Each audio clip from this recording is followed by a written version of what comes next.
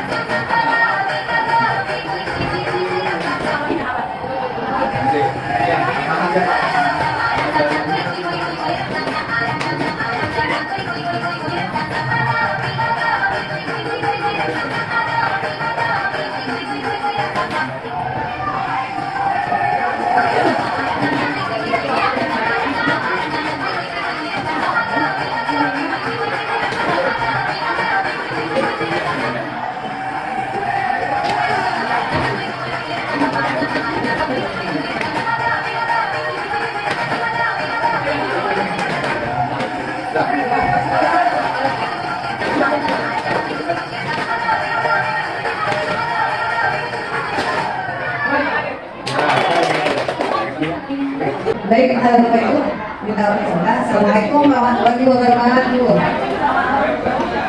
Masih semangat Bapak Ibu? Tidak ya, masih semangat. Baik, maaf ada diskomunikasi antara saya dan Ibu. Ternyata saya mendapat materi 3 dan 4. Baik, yang saya hormati kepala sekolah, yang saya hormati Dewan Guru STM Pedang 5, kita semua di sini dalam keadaan sehat walafiat. Baik, untuk persingkat waktu karena kita di sini ada KCGP dan setiap PGP itu waktunya 15 menit. Langsung saja Bapak Ibu, terima kasih Pak Heri, saya akan melanjutkan pemaparan dari Pak Heri yaitu nilai-nilai kebajikan. Nilai-nilai yang disepakati bersama lepas dari suku, bangsa, agama, bahasa maupun latar belakang. Di sini ada 3 nilai kebajikan. Yang pertama yaitu nilai kebajikan profil pelajar Pancasila. Beriman, bertakwa kepada Tuhan Yang Maha Esa, berakhlak mulia, berketindakan global, gotong royong, mandiri, bernalar kritis, kreatif. Kemudian nilai kebajikan yang kedua yaitu primer, IBQ. Di antaranya yaitu toleransi, rasa hormat, integritas, mandiri, menghargai, antusias, empati, keingintahuan, kreativitas, kerjasama, percaya diri, dan komitmen. Selanjutnya, nilai kebajikan yang ketiga yaitu 9 pilar karakter. Di dalamnya ada cinta Tuhan dan segenap ciptaannya, kemandirian dan tanggung jawab, kejujuran, diplomatis, hormat dan santun, dermawan, suka menolong dan gotong royong, percaya diri, kreatif dan pekerja keras, kepemimpinan dan keadilan, baik dari rendah hati, toleransi, kesehatan dan kesatuan. Di sini ada kebutuhan dasar manusia. Segala sesuatu yang dibutuhkan oleh manusia untuk mempertahankan keseimbangan kondisi filosofis dan psikologis yang bertujuan untuk mempertahankan kehidupan dan kesehatan. Selanjutnya, seluruh tindakan manusia memiliki tujuan tertentu. Semua apa yang kita lakukan adalah usaha terbaik kita untuk mendapatkan apa yang kita inginkan.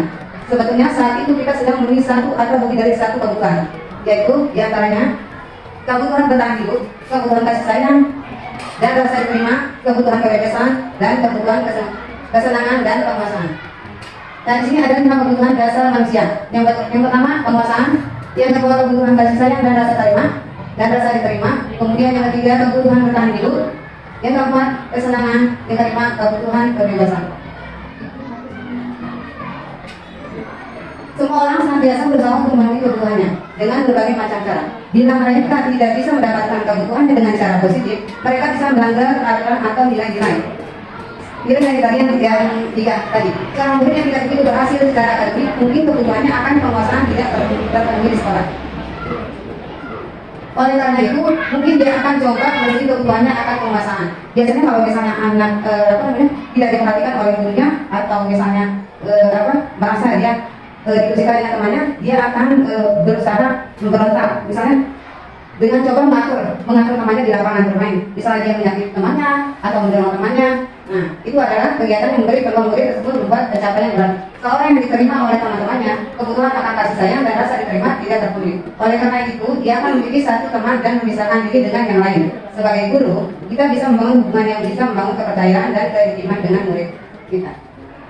Mungkin itu saja paparan dari saya. Kurang lebihnya mohon maaf. Bila kami pagi daya. Wassalamualaikum warahmatullahi wabarakatuh. Saya berikan kepada Bu.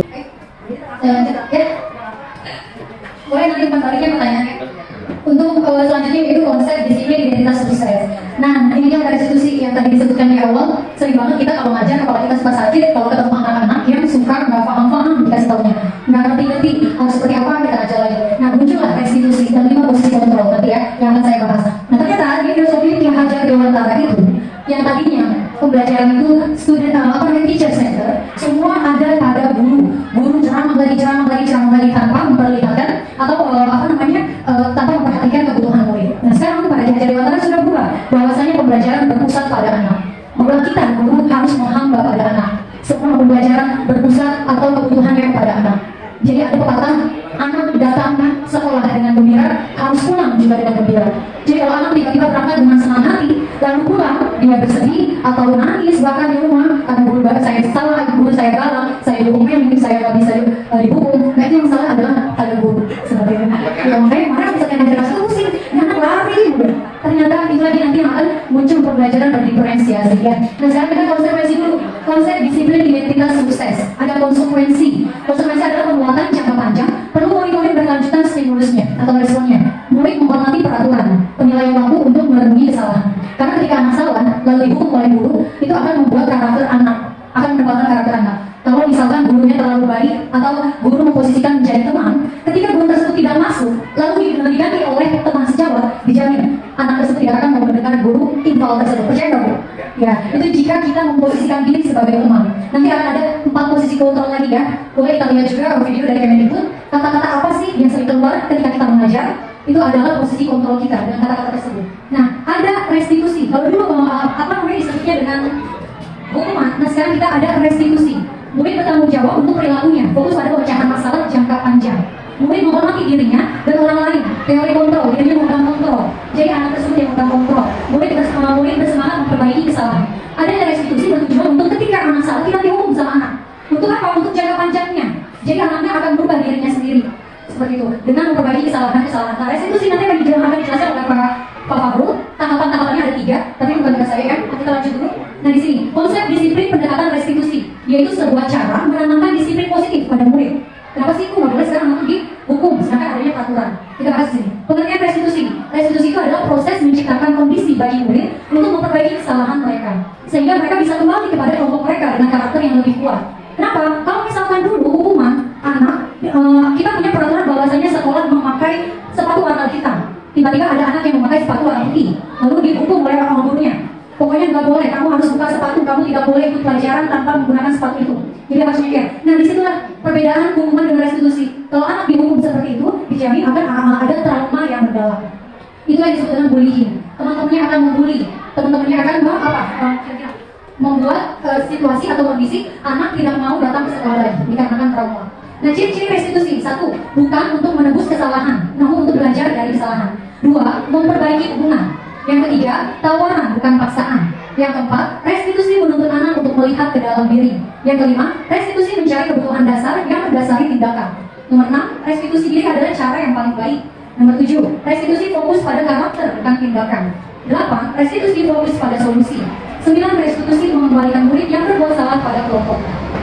Mungkin dia lebih paham lagi kita lihat video.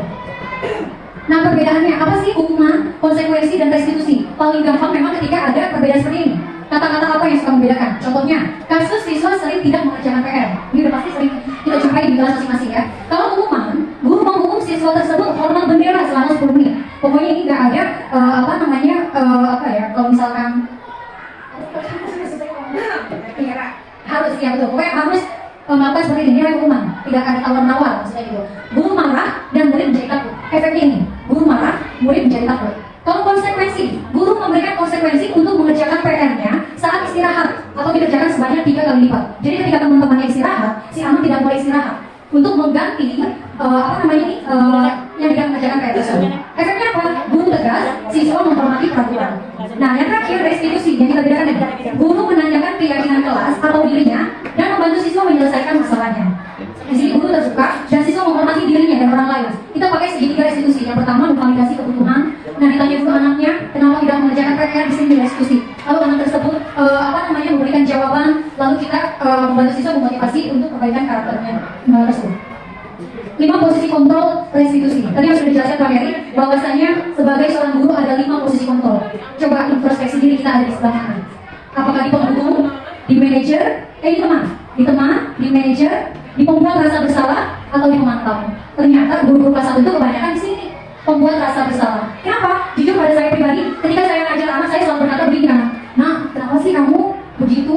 Bumi capek nih, emang kamu gak kasihan sama Bumi? Ayo jangan begitu. Nah itu dia adalah guru, posisi kontrolnya ada di sini, si pembuat rasa bersalah. Kalau kita ternyata berbicara seperti itu kepada anak, itu salah besar. Bahwasanya anak membuat si anak itu membuat jadi merasa bersalah. Seperti itu ya.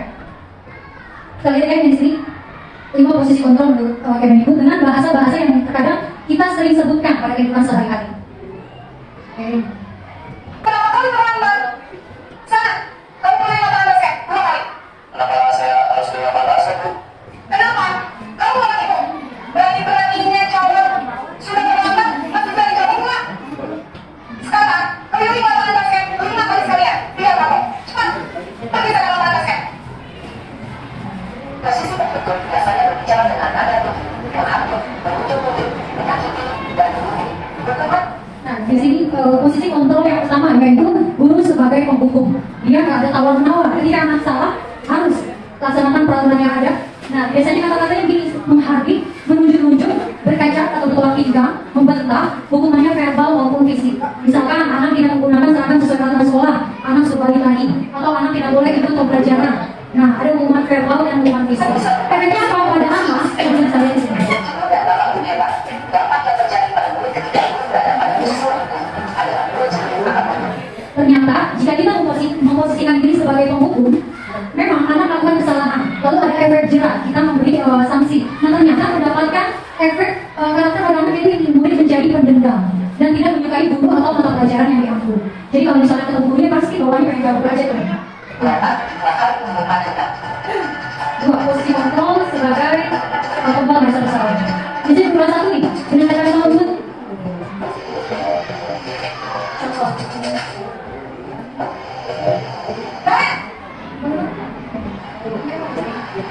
Sampai ibu. Nak, kamu kenapa lewat lagi, Nak? Ya Tuhan, Nak. Kamu senang ya bikin ibu susah ya? Kalau kamu terlalu lama, nanti ibu tidak ketemu dengan kamu sendiri, Nak. Bisa kali ibu dan sering dengan kamu. Aduh, gimana ini?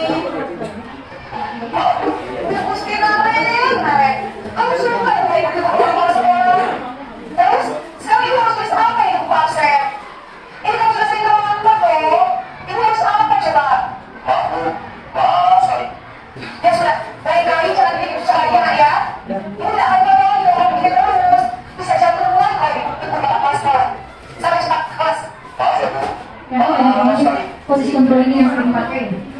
Bahasa Posisi besar. adalah bahasa bersalah, berbicara dengan nada tenang, sebelum dulu.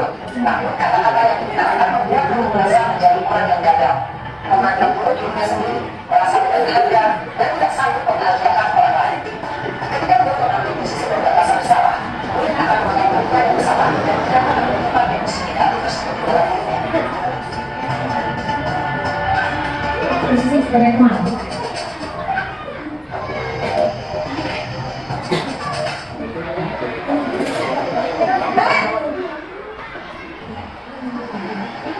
Sampai ibu. Wah, sudah jam berapa ini Nak? Lama lagi ya saya. Ya bu, habis saya mengantar saya bu. Kamu nggak menyalahkan ibu kamu. Kamu kan ada orang yang paling kejam. Kok kenapa sih? Iya bu, saya mau makan tadi. Jadi nggak bisa lincah. Nggak kerja bu.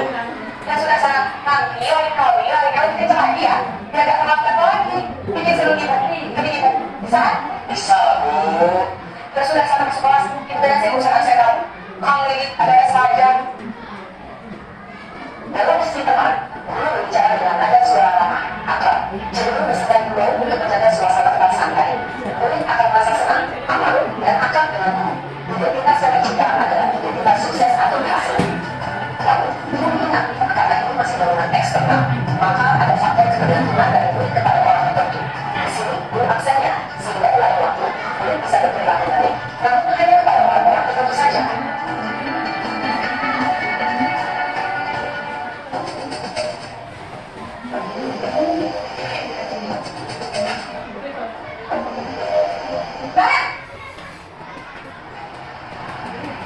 Sampai ibu. Karen, apa peraturan sekolah kita tentang jam berapa kita harus masuk sekolah? Kita harus di sekolah dulu bu. Iya betul, sekarang sudah jam 7.20. Tapi sudah tahu konsekuensinya jam 8 aja. Lalu saya harus ke kelas pas jam istirahat sama 20 menit. Iya benar, konsekuensinya demikian. Jadi nanti jam 9.30 pas istirahat, kamu harus tinggal di kelas, kerjakan tugas tambahan untuk ketinggalan kamu, ya? Baik bu. Posisi teman-teman menanyakan perhitungan atau data untuk mengontrol murid. Guru mengarahkan murid berdasarkan peraturan dan konsekuensi. Seorang pemantau menunjukkan bahasa tubuh dengan ekspresi wajah yang datar dan cenderung formal.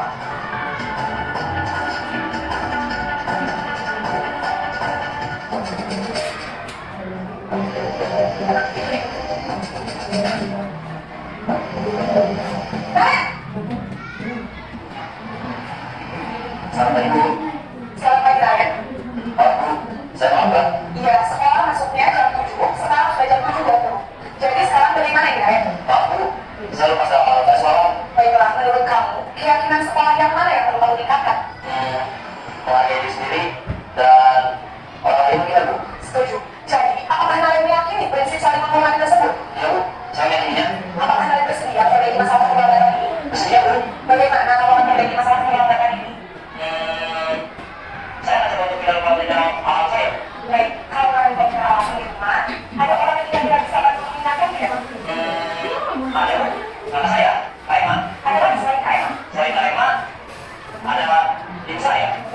Jadi yang mengingatkan Anda adalah Kak Emma dan Ibu Yanti. Kira-kira akan baca alarm kapan Naret? Sama-sama, akan selesai apa? Baik, jadi Naret akan set alarm untuk bangun besok pagi dan akan diingatkan oleh kakak dan ibu dan Naret. Ada lagi yang mungkin perlu dilakukan Naret? Agar tidak terlambat dari lagi. Baik Naret, terima kasih untuk bersama kami. Sekarang aku perlu menjadi kelas belajar. Baik, Bu, terima kasih. Posisi manajer adalah posisi kontrol yang disarankan untuk mendukung memiliki sikap disiplin yang positif, yaitu melibatkan bertanggung jawab dan dapat memecahkan masalah. Yang keempat untuk videonya yang terakhir posisi manajer. Dari 5 posisi kontrol, ternyata yang paling baik dan yang paling harus dipilih sebagai seorang guru adalah posisi manajer. Seorang manajer netral, tidak emosional, tidak terlalu ramah, tidak bernada tinggi, tercipta identitas positif dan berhasil. Guru akan dengan tulus mengajukan pertanyaan-pertanyaan bermakna agar membuka pikiran murid. Tadi kan kita tanya dulu ya alasannya apa, terus sudah tahu belum keyakinan kelas yang dibuat, dan apa yang akan dilakukan selanjutnya ke depannya. Guru membimbing murid untuk memecahkan masalahnya sendiri secara mandiri. Selanjutnya akan dilanjutkan nanti oleh Pak Fahrul. Tujuan dari posisi ini adalah agar murid dapat berefleksi atas tindakannya. Guru akan terus memberikan pertanyaan-pertanyaan bermakna sehingga murid dapat Pak Fahrul? Iya, siap.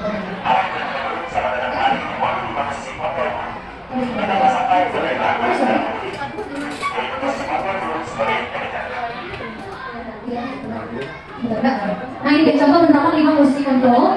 Siswa tidak memakai atribut lengkap saat upacara bendera. Kalau pengumum kata-katanya patuhi aturan sekolah, lalu berdiri di depan barisan. Kalau teman, ayolah yang tertib, buat ibu guru bangga. Kali ini saja, tidak apa-apa kamu salah. Itu Allah akan guru posisikan sebagai teman. Jika sebagai pemantau, kamu sudah melanggar, apa peraturan dan konsekuensinya? Si pembuat rasa bersalah. Berapa kali ibu guru sudah memberitahu kamu, ibu guru kecewa sama kamu. Kalau manajer, apakah kamu tahu kesalahanmu? Kira-kira bagaimana kamu akan memperbaiki kesalahan ini? Ya, dah. Cukup sekian pemaparan dari saya. Akan dilanjutkan oleh Pak Fahrul 2 materi lagi. Silakan Pak Fahrul.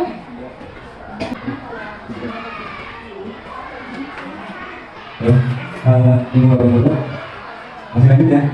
Masih lanjut ya? Masih lanjut. Baiklah, saya mungkin sesi yang terakhir. Kalau jam segini ini jam-jamnya ngantuk memang. Jam berapa? Jam berapa? Nah, lagi dikasihnya mati nih, jadi nggak enak. Oke, sedikit lagi ya. Mungkin 3 slide lagi begini ya. Saya akan memaparkan tentang keyakinan kelas. Tadi di materi di awal udah jelasin bahwa keyakinan kelas. Nah, kenapa keyakinan kelas? Mengapa tidak peraturan kelas? Ya. Di sini ada pertanyaannya, mengapa kita memiliki peraturan tentang penggunaan helm pada saat mengendarai pada kelas motor?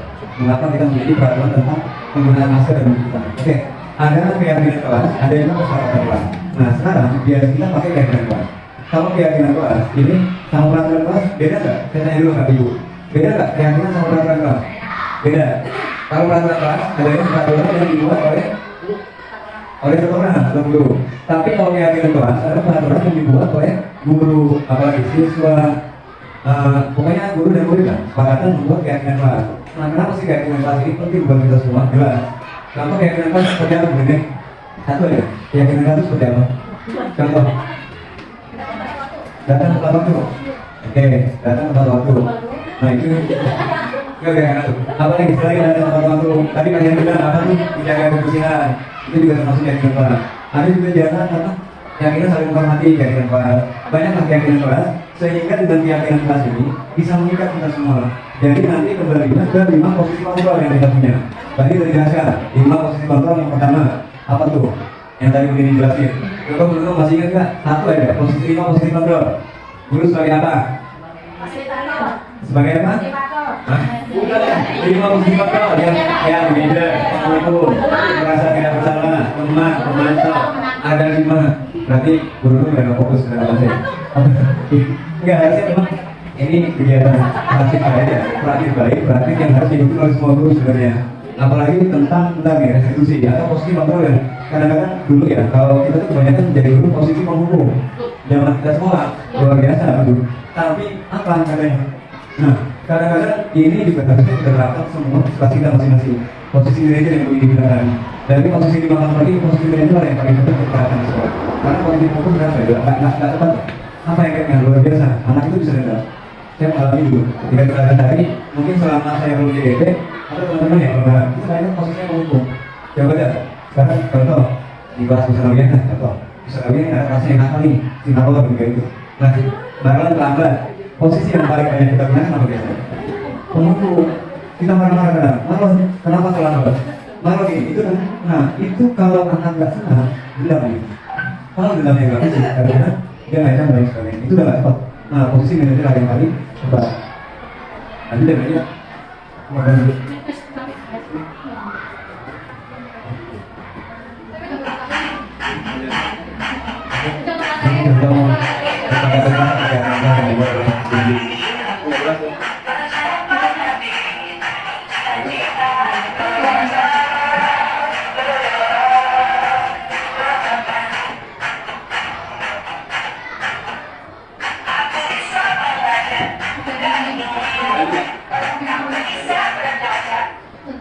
Oke, nah ini di sini jelaskan bagaimana membuatkan keyakinan kelas. Mungkin ibu bapak ibu semuanya di kelas pasti udah terdapat ya keyakinan kelas. Berapa tuh keyakinan kelas? Belum. Oke, mulai besok ini relatif baik dimanfaatnya. Nah mulai besok dan selanjutnya kita buat karena apa? Karena kesepakatan kelas atau keyakinan kelas. Nanti anak sadar dengan dirinya kami lakukan. Ketika anak itu belajar, ketika anak itu belajar, dia tanpa dipaksa. Karena apa? Nanti tadi dijelaskan dengan sinar itu. Ada 5 fungsi kontrol. Ya, yang agama. Lalu bagaimana membentukkan keyakinan kelas? Ini yang pertama lebih abstrak daripada peraturan. Jelas ya. Peraturan itu biasanya peraturan dulu, nah itu dijelaskan lebih dulu. Lalu yang kedua, dalam pembentukan keyakinan kelas ini dapat diterapkan di kelas. Ya, sedikit saja biar beringat. Bolehlah sedikit banyak. Kalau nggak ingat bolehlah ingat sedikit tapi beringat. Ya, maksudnya sedikit biar beringat. Ya, kata-katanya simpel lah. Kata-katanya simpel tapi beringat. Terus berupaya pernyataan yang besar. Maksudnya ini pernyataannya universal itu global ya, secara menyeluruh. Enggak harus tendensinya dari satu orang atau lebih luas atau lebih menyeluruh. Yang selanjutnya maksudnya mengambil kembali keyakinan dari waktu ke waktu. Maksudnya nanti kita nih apakah masih relevan atau enggak. Jadi dari waktu ke waktu. Atau mungkin setiap bulan bisa diganti dari keyakinan seperti ini. Artinya mungkin berdasarkan mana keyakinan yang kita ganti boleh. Tapi dengan sepakat seluruh sepakatan dulu dan siswa sepakatnya.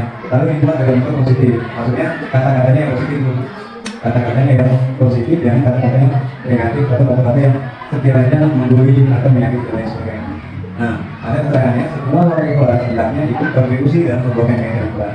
Ini juga salah satunya mengajarkan anak berkolaborasi salah satunya. Ini masuk nih dalam prinsipnya KHD. Jadi kalau dulu kita tuh belajar apa guru itu fokusnya dulu nih apa kita ngajar. Kita ceramah terus. Jadi fokusnya bisa yang menjadi menginspirasi kita menjadi atau kita menjadi senternya. Nah kalau sekarang kan prinsip KHD apa? Guru itu harus muncul. Inganso, Tukolo, Ingmania Menanganso, Rukin Handaya. Bentuk harus menjadi panutan atau di depan. Itu tadi ya. Kalau kata BT kayaknya kamu kali ya bener kan? Oke, SBD ini saya mau ngasih pertanyaan ya. Pertanyaan ngasih fokus, ngasih materi. Oke, siap ya. Punya di rumah punya center kan ya semua? Ibu, center tahu kan ya center? Enggak center. Tahu. Nah, sekarang pertanyaannya center mana? Punya satu center. Centernya nyala terus. Centernya terus. Centernya terus. Yang center dua hidupnya nyala. Pertanyaannya center mana potensinya yang lebih rusak dahulu? Lebih rusak duluan. Ya, center pertama ya terus. Center kedua nyala, hidup. Keduanya oke ya, akhirnya ini konsep. Apa? Alasannya kan yang pertama centernya nggak rusuh, otomatis kan baterainya tidak habis. Yang kedua nyala, hidupnya sama, kualitasnya sama. Maksudnya dua bahasa yang berbeda, tapi satu maksudnya itu lah seperti itu. Ada, sekarang nah ini dia segitiga restitusi. Ini kita baru tahu nih, saya juga baru tahu setelah ikutnya belum pernah. Mungkin begini baru tahu kalian Pak Henry, saya sendiri baru tahu. Nah segitiga restitusi ini ada 3 tahapan nih. Yang pertama menstabilkan identitas. Nah ini kita semua akan melakukan hal yang terbaik yang bisa kita lakukan. Nanti ada contohnya yang begini ya, begini. Lalu yang kedua validasi tindakan yang salah. Semua perilaku memiliki alasan, jelas. Yang ketiga menaikkan keyakinan. Kita semua memiliki motivasi internal. Jadi setiap anak pasti punya kesalahan akibat. Ya pasti kan? Karena nggak anak yang nggak salah, pasti punya kesalahan. Contoh di kelas begini, ada memang anak itu yang mudah begini kan? Nggak mudah. Atau ada anak kecil yang bandel.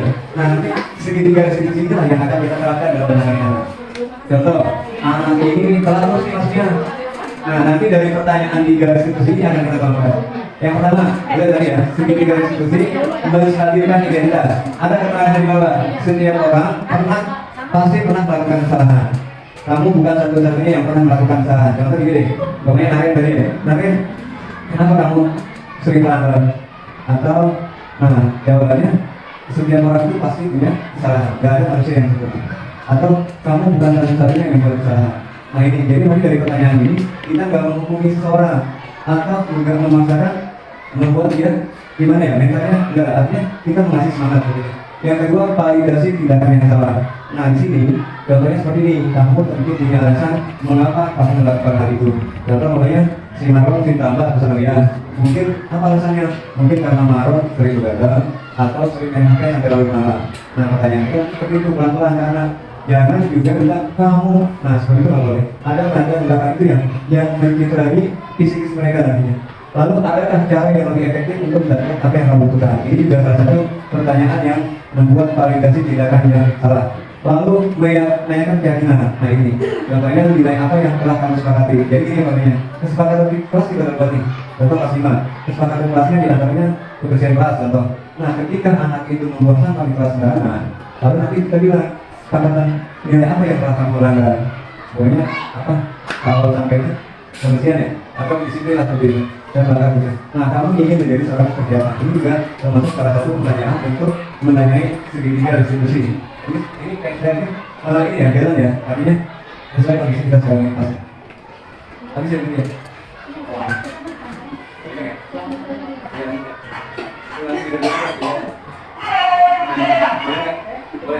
Oke, ini contoh pembuatan segitiga restitusi ini.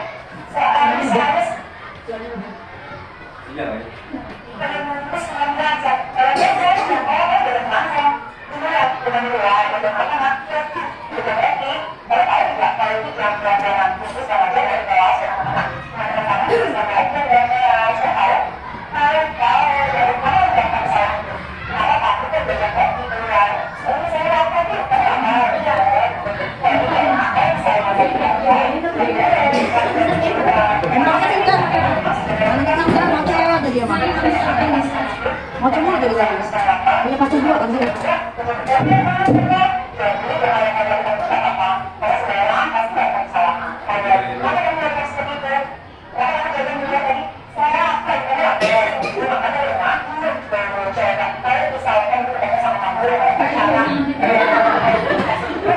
Ibu yang sampaikan ibu.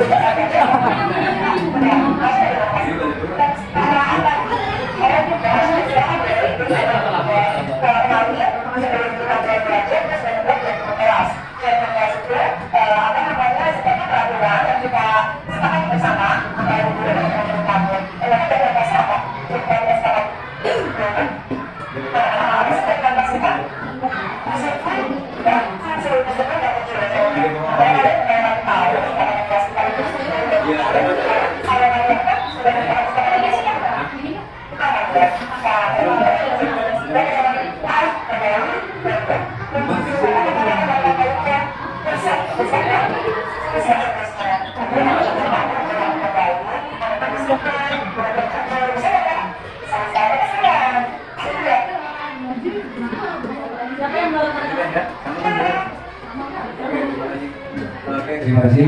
Mungkin di sesi yang terakhir ini kita akan menjawab ya dari berapa menit kemudian ya tentang berapa ini pertanyaan. Oke, dari awal bicara dari Pak Robi, dari itu sama saya, mungkin teman-teman pastinya saya yakin belum pada paham semua pastinya. Nah, tadi ketidakpahaman itu pasti banyak pertanyaan. Nah, dari pertanyaan ini ada timbul umpan dari kalau nggak ada yang nanya berarti paham semua.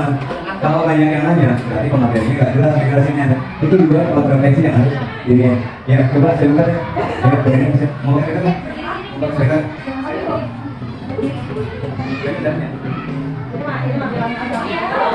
Saya Sebelumnya saya ucapkan terima kasih kepada Ibu Kepala Sekolah dan koordinator CDP yang telah memberikan penjelasan begitu luas, lugas. Tapi ada sedikit pertanyaan tentang disiplin yang selama ini saya sebagai guru kelas 5 khususnya, berdasarkan pengalaman saya mengajar anak-anak beberapa tahun yang lalu, banyak sekali kita temukan masalah-masalah tentang pelanggaran disiplin yang dilakukan oleh siswa. Dan juga seringkali kita menangani pelanggaran disiplin yang dilakukan oleh siswa dengan cara kita. Dan ada permasalahan yang saya temukan di mana anak itu lagi yang melanggar disiplin. Dan berkali-kali pula saya sebagai guru menegur dan mengingatkan serta memperingati jangan sampai diulangi lagi. Ternyata teguran dan peringatan yang telah saya sampaikan kepada anak tersebut mesti tetap diulangi. Pertanyaannya, bagaimana solusi kita sebagai guru agar anak tidak mengulangi kesalahan yang sama, khususnya tentang pelanggaran disiplin. Cukup hanya itu. Wabillahi taufiq wal hidayah. Wassalamualaikum warahmatullahi wabarakatuh. Mengganggu temannya di saat belajar. Gitu, Pak.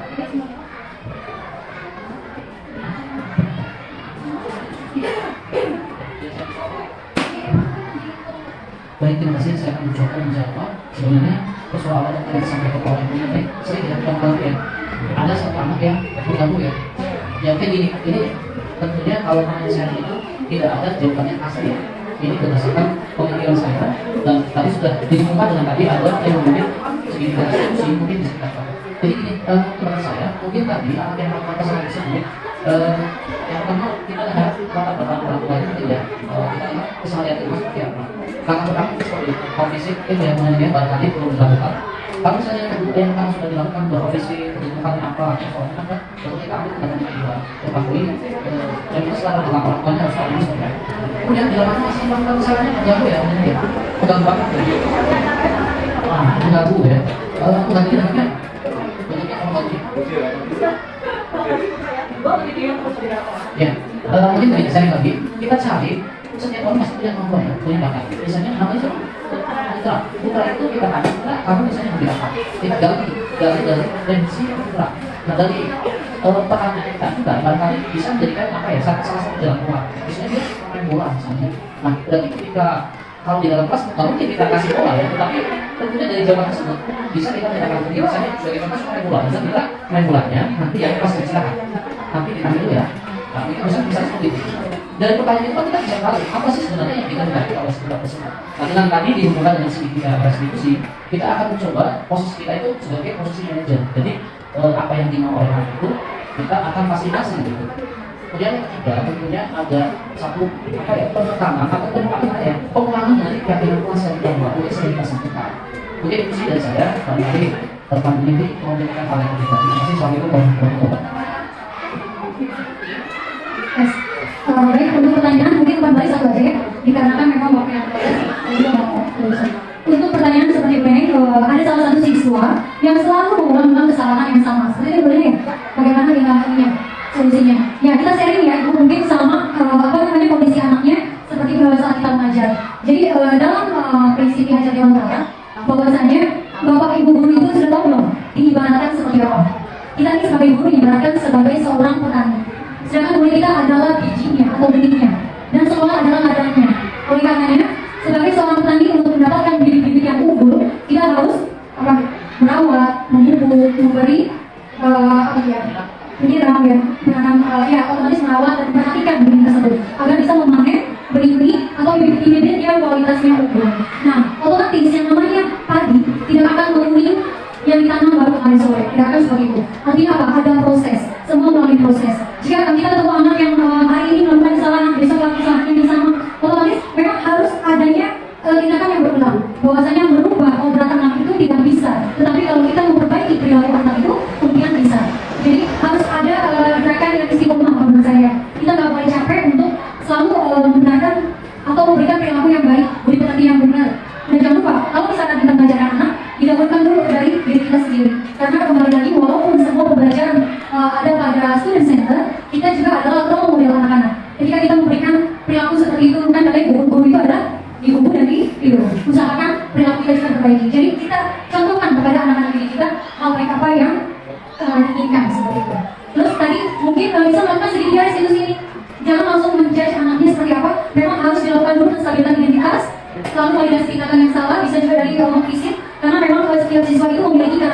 berbeda-beda. Kita tidak bisa samaratakan karena memang pendidikan aja mendasari ada 5 dasar yaitu sesuai dengan kodrat kodrat zaman dan kodrat alam. Ya, anak mungkin dari segi karakternya atau dari segi kodratnya berbeda-beda. Ada anak yang mungkin tinggal di lingkungan sosialnya masih berbeda dengan teman-temannya seperti itu. Nah, pendidikan berikutnya yang terbaik adalah pada keluarga. Sekolah terbaik anak-anak adalah di rumah. Kenapa? Karena memang anak jamnya itu lebih banyak di rumah dibandingkan sekolah. Kita mati-matian kalau kata hari ini kita mati-matian belajar anak kan tidak ragu mati-matian. Tapi kembali lagi pada hubungan anak tersebut. Ketika orang tuanya memang selalu berkata kasar, kakak-kakaknya berkata kasar, tinggalannya juga sama, itu dia yang agak sulit untuk memperbaiki karakter. Makanya dalam peran guru ada yang namanya kolaboratif. Kita harus kolaboratif antara guru dan orang tua. Jadi seperti itu harus istiqomah, intinya itu istiqomah. Terus melakukan berulang sampai mungkin ada perubahan pada karakter. Kenapa?